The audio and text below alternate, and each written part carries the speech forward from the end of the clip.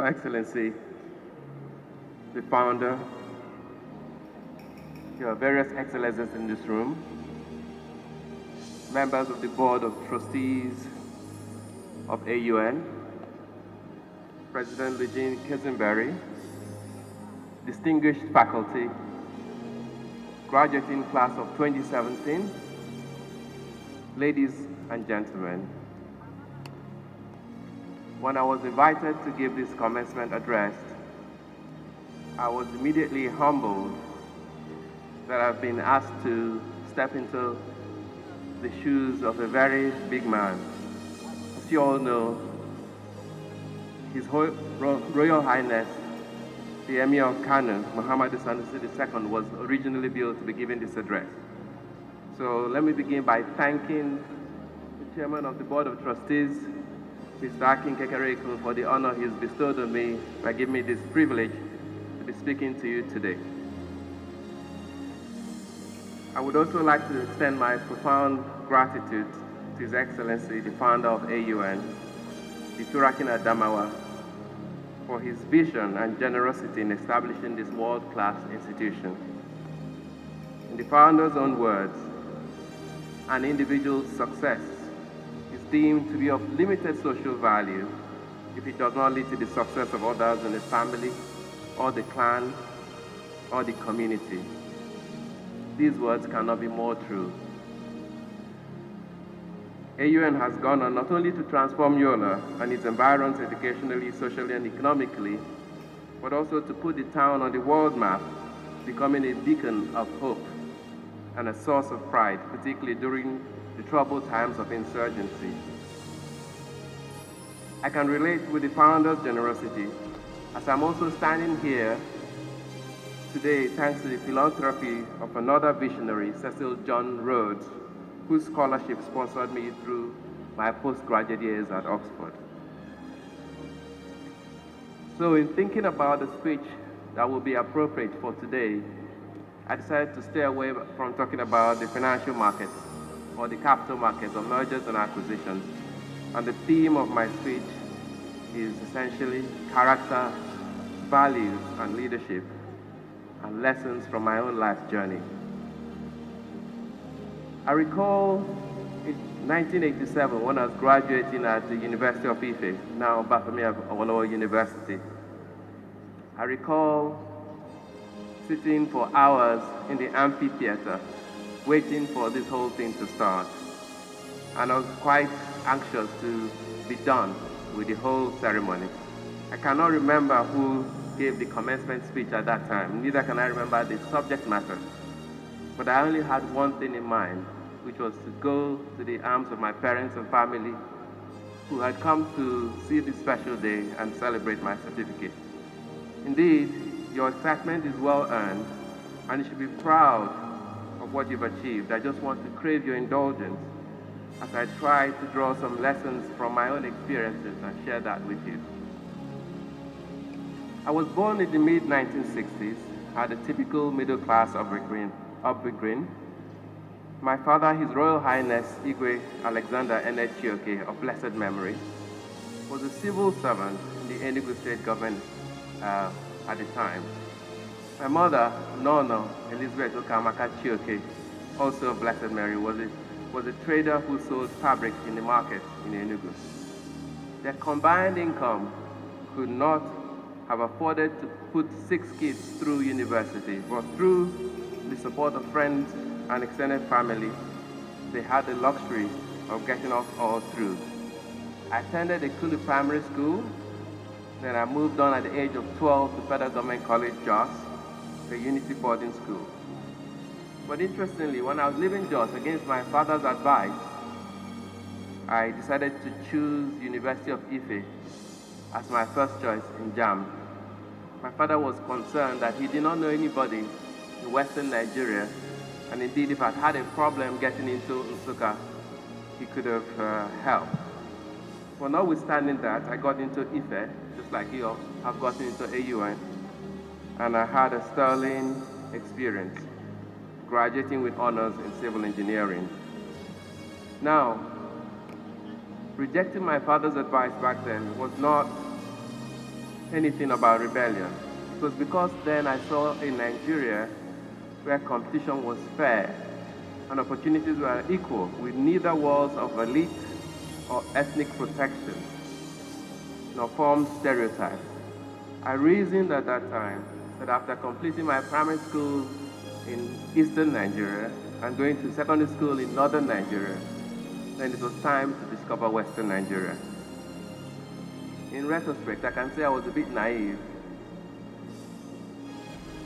Today,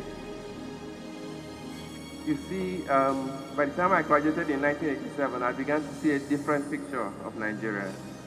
While I was schooling, newfound oil wealth of the 1970s had begun to give rise to fiscal recklessness, and the country had made a series of poor economic choices. These not only led to the abandonment of our thriving agricultural economy, but also the dependent agro-based industrial sector.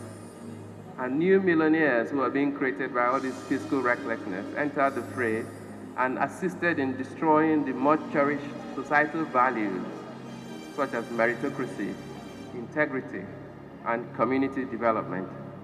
It is hard to imagine that Nigeria at that time was actually much more developed and had a higher standard of living than China, Malaysia, Indonesia, and indeed much of the Pacific Asia, which today are worlds apart from us in almost all development indices. But notwithstanding, I recognize that anybody graduating from IFE in 1987 was coming into a privileged class. But I still found myself a victim of the realities of a society with declining values.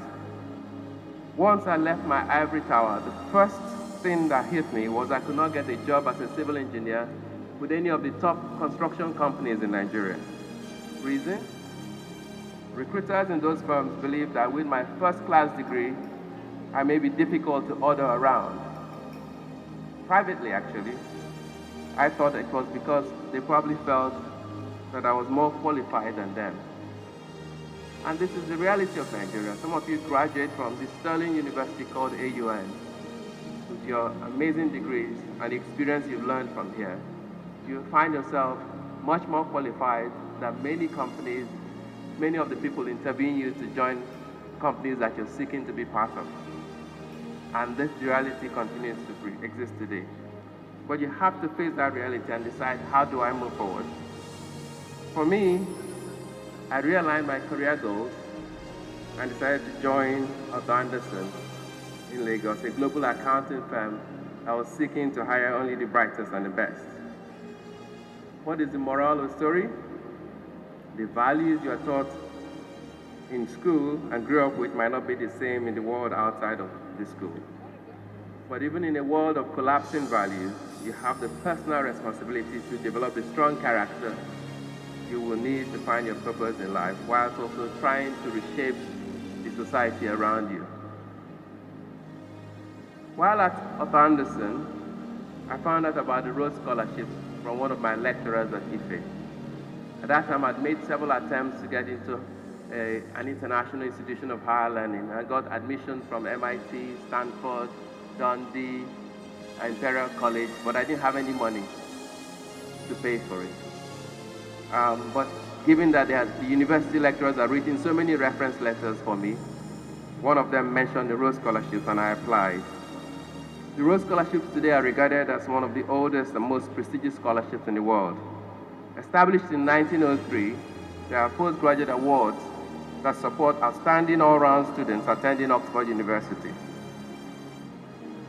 The will of Cecil John Rhodes outlined 4 criteria for the selection of scholars, and today they remain the cornerstone of the selection process.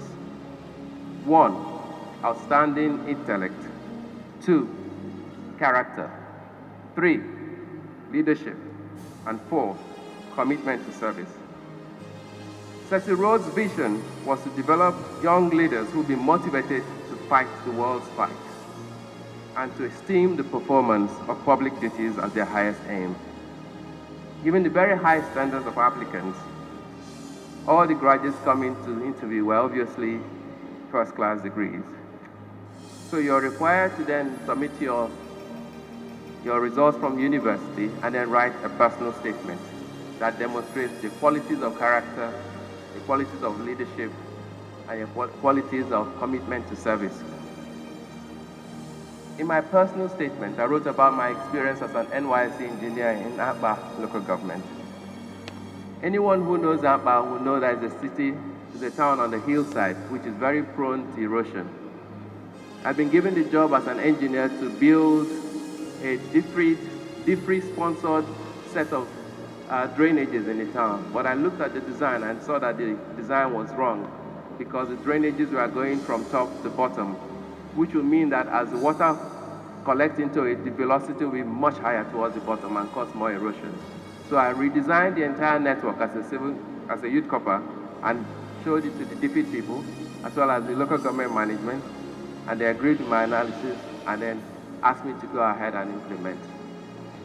And so over the course of that NYCA, I worked with the contractor that I selected and designed and constructed and rebuilt all the drainages in Aba at that time. The lesson from this, while it is great to have excellent academic qualifications, they will certainly open doors of opportunity for you. But to truly succeed, you have to learn to adopt all your knowledge into solving practical, socioeconomic, and development problems. It's interesting that it's this differentiation that allowed me to win my Rhodes Scholarship amongst a group of over 40 other students, all of whom had first-class degrees from their different universities.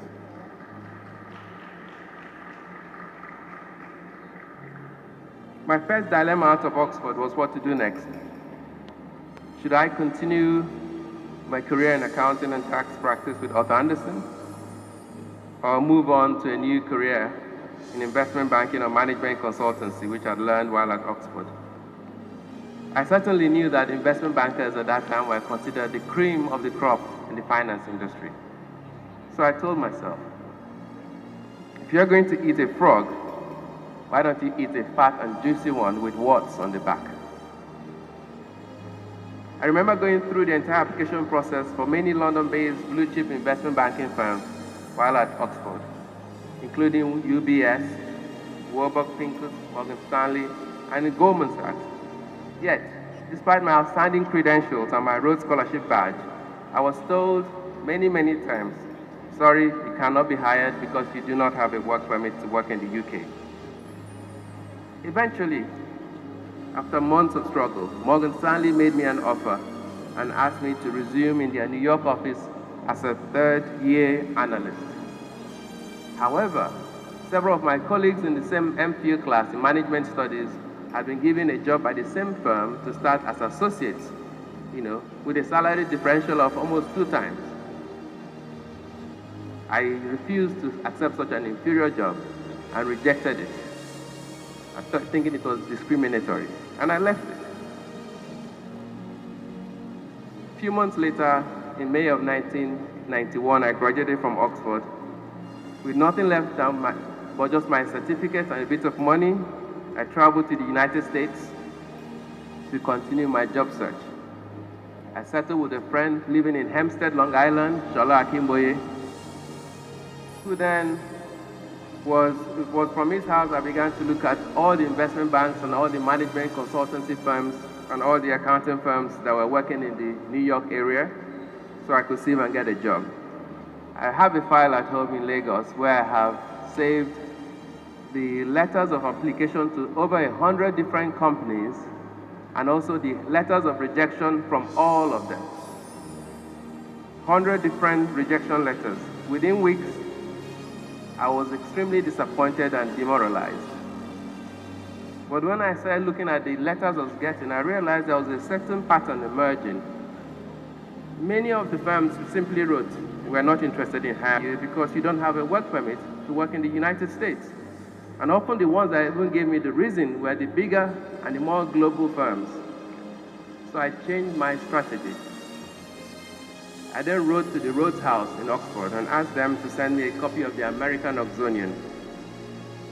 This book arrived a few weeks later, and for me it was the equivalent of having internet access and being able to go on Google to Google anybody, because back then There was no internet, there was no mobile phone, there was nothing.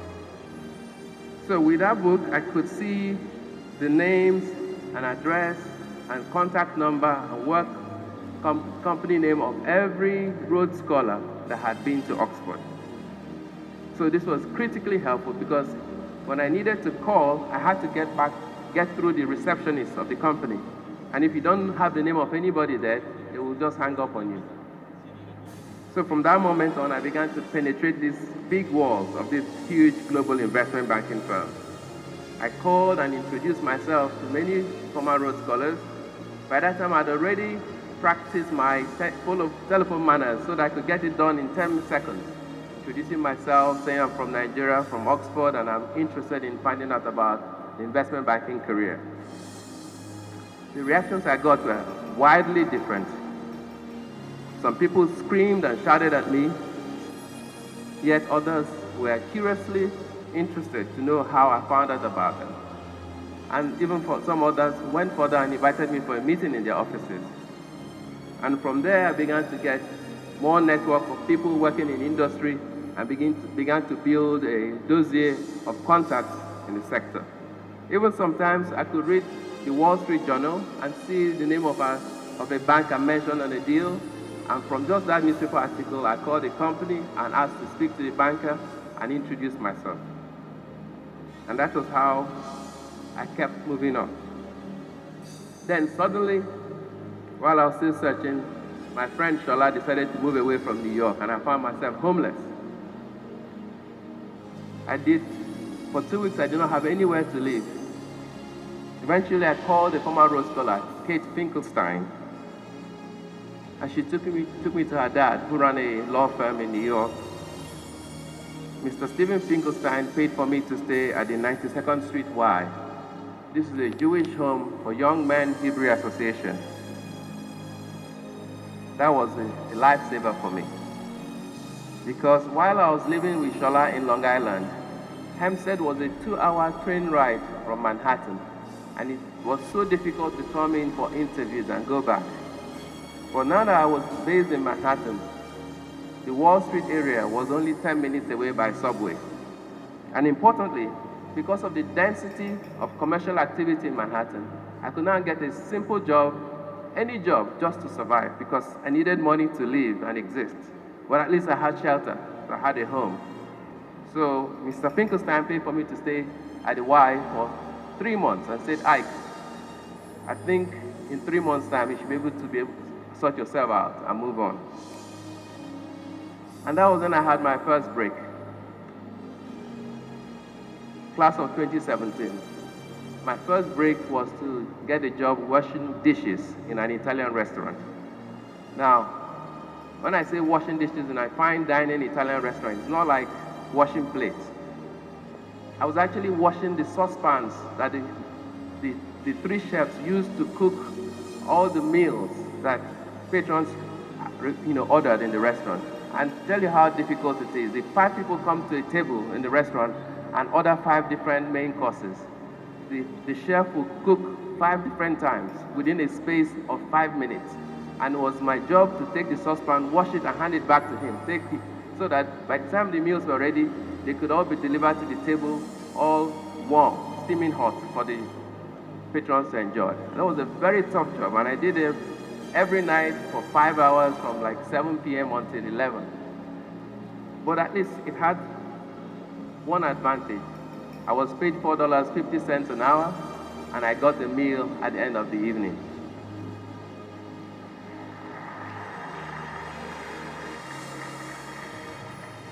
A few weeks after that, I got another break. I then got a job at $7.50 with Macy's, selling kitchenware in the basement. Macy's is a huge department store on 34th Street and 7th Avenue. I worked there for a couple more weeks, and suddenly I got a desk job at Madison Square Garden in the accounts payable department. And that was really nice, because from there, I got to see a few tickets, see some major celebrities performing, and of course, the New York Knicks playing. While that was going on, I was still pushing ahead with my choice to get into Wall Street. I never lost sight of my goal. I did not settle down to become a dishwasher in New York, to work at Macy's or to work at Madison Square Garden. I kept on interviewing. And then from those interactions, I began to see that it was really only the biggest and most global firms that could hire a foreigner like me.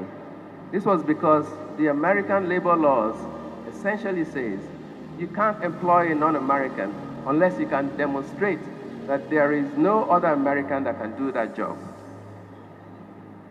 However, global firms are allowed to take people from their international offices and let them work in their New York office. And if they've worked for a couple of years, they can potentially apply for permanent jobs. So that was why I then realized that the analyst job, the very job that Morgan Stanley had offered me, is considered a training program within the investment banking industry, which was why Morgan Stanley offered me a third-year analyst job to come in as a trainee, because they actually needed to get a work permit for me afterwards. However, the associate job is one that is freely considered as a permanent job, and you must have a work permit to start. Now I knew all of that. I then targeted my approach to taking an analyst job, and ultimately the offers began to come in. The first offer was from Kidder Peabody to join the investment banking division in 1991 as a third-year analyst. The second came from Salomon Brothers, also as a third-year analyst. And the last came from Goldman Sachs and Company, but as a first-year analyst. This was 2 years below the offer from Morgan Stanley, from Kidder, from Salomon. But without thinking twice, I accepted to join Goldman Sachs with its inferior financial package and started with them in December 1991. I chose Goldman because by then I'd learned that pursuing a career is a marathon, not a sprint. I also chose the firm that had the best reputation, the best training program, and the best internal culture to support and nurture a foreigner like me for long-term success. This episode in my life taught me an unforgettable lesson about pride. I also learned that you can throw away, no matter how much success you get, you must always be humble and be open-minded in dealing with people and situations, because you can understand that here I was starting a year later, 2 years behind the first job offer I got while at Oxford, just because I assumed that Morgan Stanley was discriminating against a black African. So always understand the situations and take it as it comes, because you may actually find that there's much more meaning behind that. I spent 6 richly rewarding years at Goldman in New York. From that firm, I learned the meaning of hard work, resilience, diligence, commitment, entrepreneurship, teamwork, professionalism, respect, and humility. After Goldman, I spent a year at Smith Barney's New York office before moving to London in 1998. By that time, Smith Barney had become part of the bigger Citigroup, which was a huge financial services conglomerate. I worked for Citi for 4 years, and in 2002 joined my friend Philip Ihanacho to work with him as a partner of AfroInvest. I'd met Philip back in New York while he was at McKinsey and when I was starting out at Goldman. In 2004, I moved to Nigeria and established AfroInvest. In 2005, I combined AfroInvest with Sectros, a firm being run by another friend I met in New York, Godwin Obaseki, who is now the governor of Edo State. This partnership in 2004-05 was proved fortuitous because the new CBN governor, Chukwuma Soludo, had just announced the recapitalization of the Nigerian banking industry and had asked all commercial banks in Nigeria to raise their capital from a then minimum of 2 billion naira to a minimum of 25 billion naira. This policy ushered in a huge wave of capital raising and mergers and acquisitions in Nigeria. So over an 18-month period, we probably raised about $5 to $6 billion of capital. And AfroInvest was in the thick of it, advising banks like UBA, UBA, Stanbic IBTC, and the like. That was how Tony Elumelu Standard Trust Bank was merged into what was then the old UBA. We also advised Fidelity Bank, advised Stanbic, and then grew from there. AfroInvest then became a more established business and had branched out into asset management, into securities trading. In 2007, we took it further and launched the first Eurobond deal out of sub-Saharan Africa by raising $350 million for GT Bank. In 2008, we capped it with a $750 million transaction for GT Bank by listing their shares as global depository receipts on the London Stock Exchange. By that time, I was considered the golden boy of Broad Street. And we had an advertising campaign called AfroInvest Broad Street Meets Wall Street. We had essentially brought global investment banking advisory services into Nigeria, and we could do no wrong. Then in 2008, the tsunami of the global financial crisis came to Nigeria and wiped out all the balance sheets of many of the banks. By the time the dust had settled, AfroInvest had lost all of its capital and had billions of naira of exposures to Nigerian banks. Just like that, in one afternoon in August 2008, I realized I was penniless. All the money I'd made over nearly 2 decades of working from Goldman Sachs to Salomon to Citi to AfroInvest had just been lost from the financial crisis. What was worse, we were also owing money to clients and owing money to banks. So even if I kept working at AfroInvest, I would first have to earn money to pay back the billions we were owing. My first instinct was to quit and run. Yes, run very far away from Nigeria. But there was nowhere to run because this was a global financial crisis. So all the markets in the world were affected. New York, London, Tokyo, you name it. And at the same time, venerable firms such as Lehman Brothers, Bankers Trust, who had operated for centuries, had also collapsed. Other bigger names were emerging, like Merrill Lynch, which became part of Bank of America, and many, many others. And then the central banks of many countries were bailing out their own commercial and investment banks. So there was certainly nowhere else to go if I wanted to remain in the financial services industry. I remember going to see Tayo Aderinyoku, one of the co-founders of GT Bank, God bless his soul, to seek his advice. Tayo told me in very plain English, which was his style, Ike, do not even think of turning your back on this problem. If you do, AfroInvest will go down. If AfroInvest goes down, your name will go down with it. As a result, you will never be able to work in the financial services industry because the industry operates principally on trust. And if you lose that trust, you'll not be able to regain it.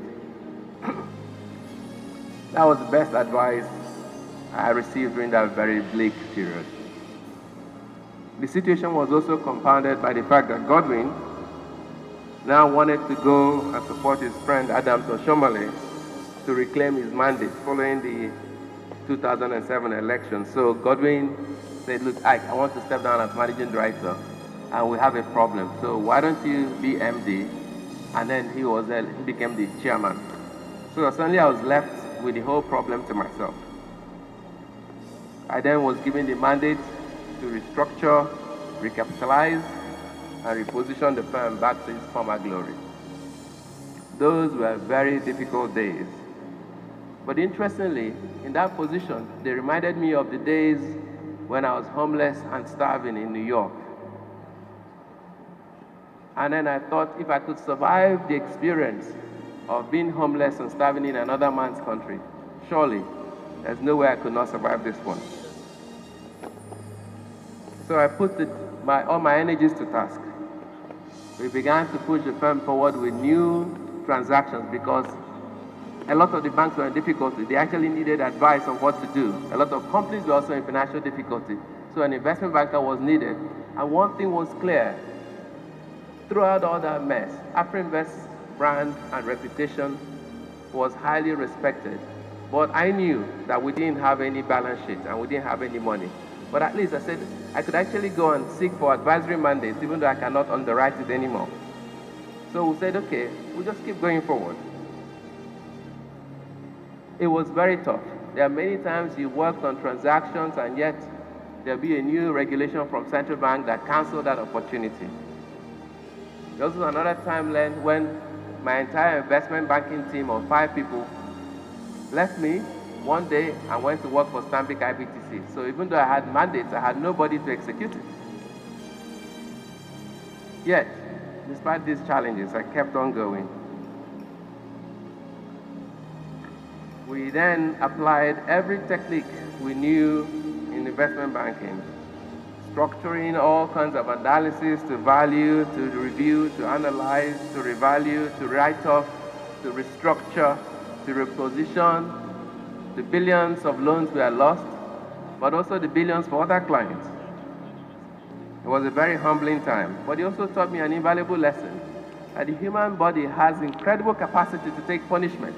So when you're in difficulty, don't run, just stay your ground, and you'll be amazed the problem will get solved.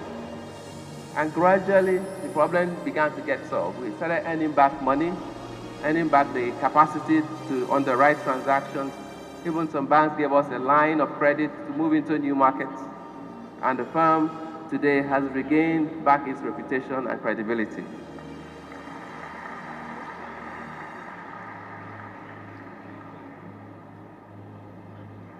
As I look to the future, I think of all the challenges we went through.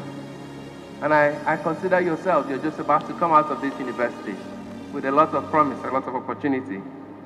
But you'll see, there'll be many problems which you'll see that will seem insurmountable. But there are also a lot of problems which you need to understand. The capacity to solve them is in your heart. So you need to stand up and face them squarely. Because it's by facing them squarely, with openness, with integrity, with fairness, as you begin to build that inner character, those values that will take you through any problem that comes back. So I've learned these lessons in my circle of life. I've gone from unprecedented success to unimaginable failure and back again. So what does the future hold for you as you leave this ivory tower? You leave here today with freshly minted certificates. Some are summa cum laude, some are magna cum laude, and some are just a pass. Well, no matter what your certificate is, do not worry about it. At least you have a certificate. Some of you already know what you want to do when you leave here. Yet others are still thinking, I'm going to discover it when I leave. But always remember, life is a marathon. Building that career is a marathon, it's not a sprint. Even if it didn't work out this month, this year, just keep focused and committed to that goal. Think of your certificate as a ticket to enter into the stadium to watch a football match. The first time you enter, you'll be seated at the popular side under the midday sun. And it'll be very hot. And that's where you'll be truly tested at some of the toughest times of your life. But as you persevere and come back, you might get the opportunity to buy a better seat and be able under the covered stand and enjoy the match a bit more comfortably. And maybe one day you'll have enough money to buy yourself a ticket in the air-conditioned VIP section of the same stadium. But that yet may not be enough. You may think at some point I should move from coming to be a spectator to owning the stadium. But even when you can own the stadium, do not forget one thing. The character of leadership is forged when you're able to give something back to the community that nurtured you. And you don't wait until you've succeeded to give something back. You must give something back incrementally every step of the way from the moment you start. And on that note, ladies and gentlemen, class of 2017, I congratulate all of you and thank you for listening.